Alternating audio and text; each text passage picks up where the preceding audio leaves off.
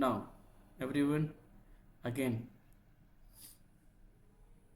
awake your computers and create a new project with the name of I2C Scanning demo, right?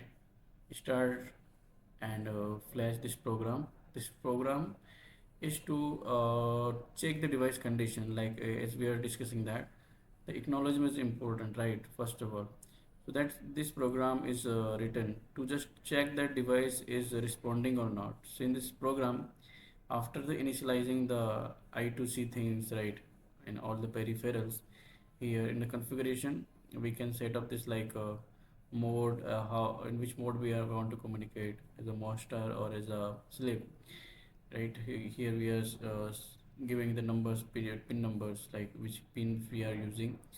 For ESP32, the most common pins are like for SCL we will use GPIO number 22, and for SDA we will use GPIO number 21, and the frequency at which we will communicate, it would be something around 1 megahertz, and yeah, and I2C number is would be 0, because there could be multiple I2C. That's why it's important to assign the I2C number, and all these things we are putting into the configuration part of the I2C settings, and we are calling this function I2C init that we have created here. After initialization, just print one log, and in the for loop we are scanning the address from where, from address numbers 1, right? 0 can't be a address, right?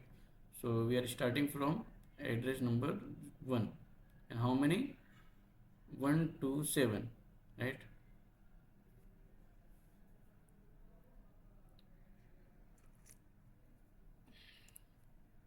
And in this, so I think this is very basic for loop in which we are incrementing the address from 1 to 127, and here in after calling this predefined functions, right, here we are writing the bytes, right? That means here we are writing the address, the way address variable, and after that stop command.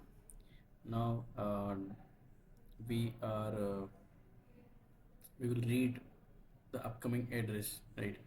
And we will store that into again master address variable here.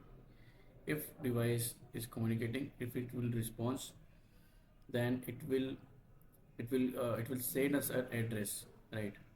What is the address of that device? So just connect your